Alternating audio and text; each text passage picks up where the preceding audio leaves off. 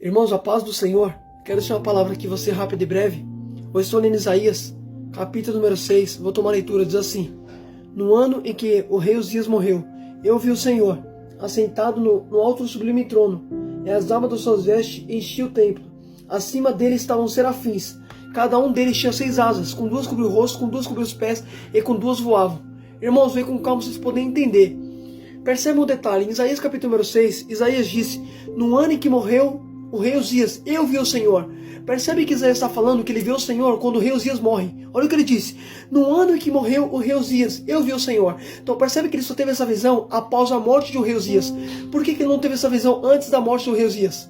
Já para você se perguntou isso? Segura isso, vou repetir.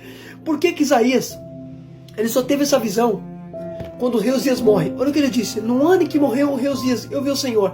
Percebe que ele teve a visão acerca do Senhor no trono quando o rei Uzias morre. A visão ele teve após a morte do rei Uzias. Após a morte do rei, ele teve a visão. Agora, por que não teve essa visão anteriormente? Sabe por quê? Porque, filho, quando o rei Uzias estava vivo, ele era que governava o povo. O povo ainda tinha controle, tinha domínio. Que era o rei Uzias que governava. Só que quando o rei Uzias morre, o povo estava sem controle. Aí quem apareceu? Deus. Porque Deus, a terra pode perder o controle, mas Deus não perde o controle. É Deus mostrando, pode faltar governo embaixo, mas o Senhor continua governando. Você está entendendo? É Deus que governa, filho. Só que presta atenção, olha que tremendo. Percebe que no ano que morreu o rei Uzias, Isaías disse: Eu vi o Senhor. Percebe que Isaías ele viu o Senhor no momento que morre o rei Uzias. Ou seja, quando faltou um trono aqui embaixo, um trono vazio, aparece o Senhor sentado no trono. É Deus mostrando: Isaías, aí embaixo não tem rei, está sem controle. Mas eu apareci para mostrar que eu ainda tenho controle. Oh glória, talvez você está olhando para a sua vida, está olhando, está falando: Estou sem controle, só que Deus continua governando. Deus ainda tem o controle na palma da mão dele, filho. Fica tranquilo. Só que segura isso aqui, presta atenção, é muito forte. Presta atenção. Aí a Bíblia fala, irmãos, uma coisa que você entenda: quase ninguém fala do rei Uzias.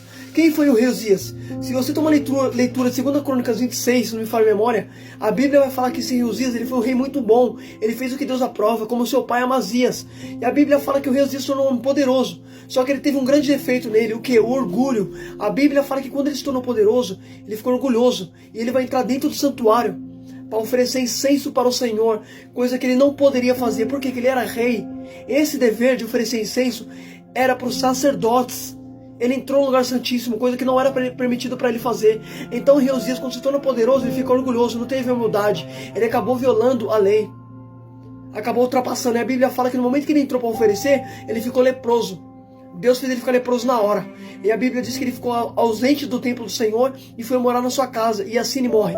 Ele morreu na sua casa, afastado da presença de lepra. Pode ler lá em 2 Crônicas 26, vai falar da história dele. Então percebe, ele foi um rei muito bom para com o povo. Só que o problema, quando ele se tornou poderoso, ele ficou orgulhoso. Aí está o problema, o orgulho. O orgulho corrompe.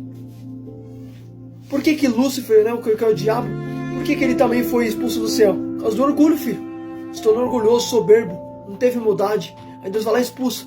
Porque o que corrompe é o orgulho, irmão. A Bíblia fala que o Senhor dá graça aos humildes, mas de longe conhece o soberbo. Só que uma coisa que eu acho tremendo, que você vai ver aqui. Segura isso, na visão de Isaías ali, quando Isaías ele fala acerca do rei Uzias, que o rei Uzias morre e o Senhor aparece, aí Isaías vai ver ali um detalhe, ele vai falar assim, ó: Acima dele estavam serafins, cada um tinha 6 asas, com 2 cobriu o rosto, com 2 voavam, com 2 cobriu os pés. Isaías está falando que ele viu o Senhor no trono, e por cima do Senhor tinham serafins, cada um deles tinha 6 asas. Então, ou seja, um serafim tinha 6 asas, com 2 cobriu o rosto, com 2 voava e com 2 cobriu os pés. Então percebe que os serafins estão diante do trono de Deus, mas estão se cobrindo o rosto, cobrindo os pés e voando. Por que se cobrindo? Sinal de reverência diante de Deus. Porque a Bíblia fala também em Êxodo 3, quando Moisés viu o Senhor no meio da sarça, a Bíblia diz que Moisés escondeu o rosto e não conseguiu olhar para Deus. Em Êxodo 3:6, se não me falha a memória, Êxodo 3:7 vai falar isso. Então percebe, sinal de reverência diante de Deus. Filho, porque Deus, filho, isso que nós devemos ter diante dele, reverência, sinal de respeito diante do Senhor. Oh glória! Só que uma coisa que eu acho tremendo, segura isso.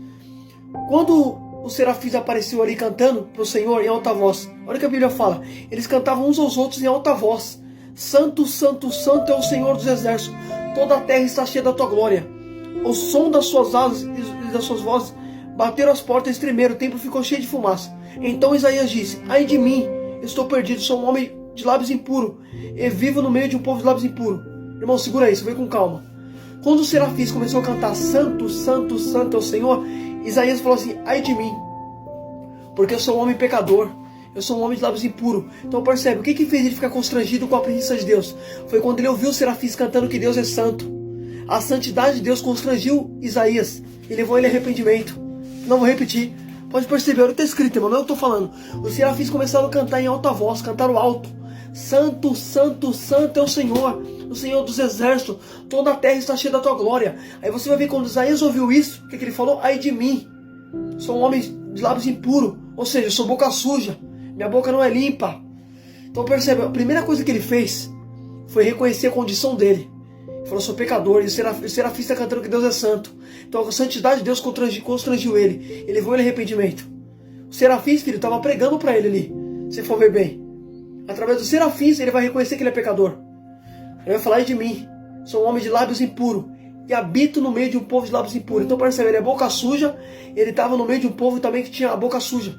Talvez, filho, ele foi influenciado no ambiente que ele estava. Sabia disso? Porque para pensar uma coisa, olha o que ele disse. Eu sou um homem de lábios impuros. E vivo no meio de um povo de lábios impuros. Então, ou seja, eu sou boca suja e estou no meio de um povo também que tem a mesma boca que a minha, suja. Talvez Isaías, ele foi influenciado também por aquele povo. Então o costume daquele povo acabou passando por Isaías. Porque ele escreveu uma coisa, se você andar com uma pessoa, dependendo da pessoa que você anda, você acaba atribuindo algumas características daquela pessoa para si. Vou te provar. Quando Elias andou com Eliseu, o que ele se tornou? Homem de Deus. Quando Pedro andou com Jesus, a Bíblia diz, filho, que até Pedro, tentando negar Jesus, a mulher vai falar assim, empregado, tu é Galileu, tu fala como ele. Pedro, seu jeito de falar denuncia, você é Galileu. Olha que tremendo, né? Conheceu que Pedro estava com Jesus até pela forma de falar. Porque quando você anda com uma pessoa, você acaba, filho, atribuindo algumas características daquela pessoa para si. Isso é fato. Então percebe, talvez Isaías foi influenciado. Por isso que a Bíblia diz, não vos conformeis com este mundo, mas renova o vosso pensamento. Ou seja, a má companhia corrompe os bons costumes. Você está entendendo, filho? Eita glória! Oh, glória a Jesus! Então percebe, no momento que ele estava ali, ele falou, sou um homem de lábios impuros e habito no meio de um povo de lábios impuros. Talvez ele foi influenciado. Só que eu acho tremendo que não vai jogar a culpa nos outros. Ele vai falar, eu sou um homem de lábios impuros. Ele está confessando que ele é pecador. Quando ele falou que ele é um homem de lábios impuros, a Bíblia diz que logo um dos serafins voou, tirando uma brasa do altar, tocou na boca de Isaías e disse assim, veja, esta brasa tocou seus lábios, por isso sua culpa foi removida, seu pecado foi perdoado. Agora segura isso aqui. Percebe que o serafim só vai tocar na boca de Isaías quando ele falou que ele é um homem de boca suja. Percebe que ele falou, eu sou um homem de lábios impuros. Quando ele falou que a boca dele é suja, o serafim tirou o braço e tocou na boca dele. Agora por que o serafim tocou na boca? Porque ele mostrou para Deus onde era o defeito. Não, pelo amor de Deus, irmão. Eu vou repetir. Oh, glória. Olha que tremendo. O serafim tocou na boca de Isaías, porque Isaías falou, eu sou um homem de lábios impuros. Quando o serafim ouviu que ele falou que era um homem de lábios impuros, o que o serafim fez? Tocou justamente na boca, porque ele mostrou para Deus onde é que estava o defeito dele. Mostra para Deus onde é o seu defeito. Qual é a área da tua vida que você quer que Deus toca? Você tem que mostrar para Deus, filho. Deus ele vai te purificar quando você realmente mostrar para Ele qual é o defeito. Pode perceber, Isaías falou, Senhor, é aqui, ó. Minha boca é suja. Eu só falo palavrão. Oh, glória. Da minha boca sai palavras torpes. Da minha boca sai palavras sujas, Senhor, que não te agrada. É aqui, ó. A minha boca é suja. Quando ele falou que a boca dele é suja, o serafim tocou justamente na boca. Filho, mostra para Deus, revela para Deus onde é que você, qual é a área da tua vida que você quer que Deus toca. Você quer ver uma coisa? Quando Jesus chamou Bartimeu, o cego, o que Jesus falou para ele? Bartimeu, o que você quer que eu te faça? Jesus sabia que ele era cego. Mas por que Jesus perguntou? Para ver o que ele queria. Ele falou, Senhor, que eu torne a ver. Então percebe, Jesus devolveu para ele a visão. Porque ele mostrou para Jesus o que ele queria. Senhor, eu quero tornar a ver. Eu enxergava, eu perdi a visão. Eu quero a visão de volta. Então percebe? Filho, mostra para Deus. Você tem que mostrar para Deus a sua fragilidade. Você tem que mostrar para Deus qual era a tua vida que você está sentindo ali fraco. Mostra para Ele. Isaías mostrou, Senhor, aqui é minha boca. Agora segura isso aqui, senão glória a Deus. Quando o serafim tocou na boca de Isaías e falou assim, ó, o seu pecado foi perdoado, a sua iniquidade foi perdoada. Percebe? Quando ele confessou para Deus, o serafim tocou, queimando a boca dele com a brasa, tirando o pecado ali, né? Porque o fogo ele consome. Então estava consumindo o pecado dele, tirando o pecado. Aí falou assim em seguida, o seu pecado foi perdoado e a sua iniquidade foi perdoada. Então percebe, Isaías foi perdoado porque ele mostrou para Deus.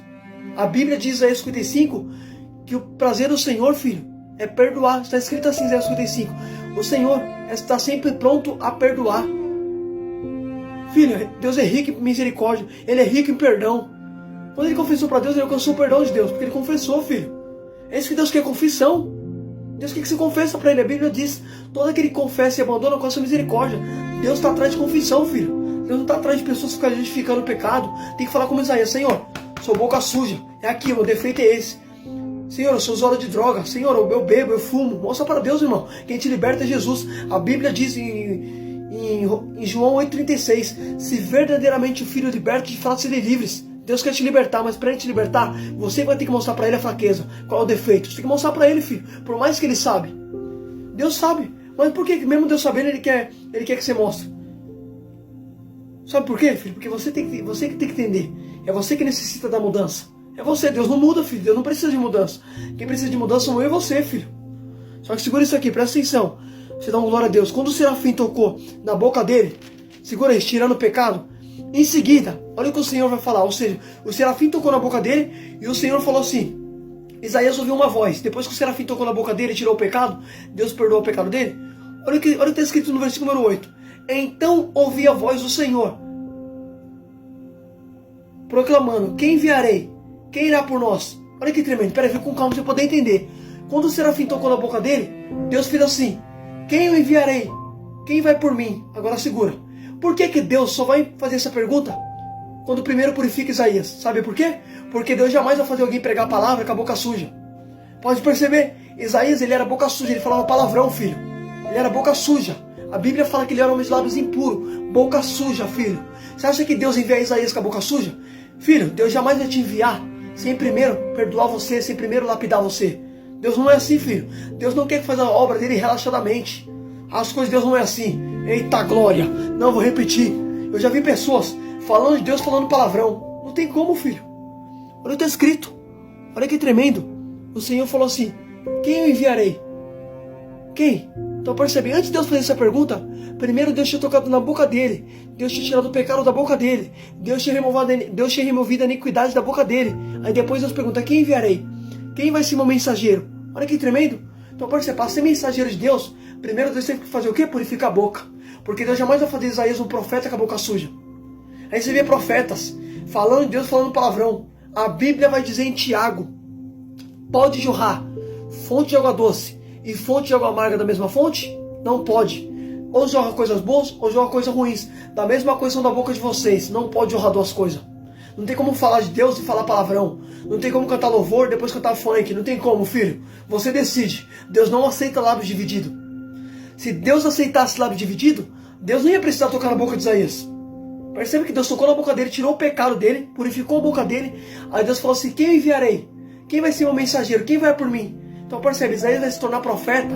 Só que antes dele começar a pregar a palavra de Deus, primeiro Deus fez o quê? Purificou a boca dele. Porque a palavra de Deus, ela é pura. E ela não pode habitar em boca suja, filho.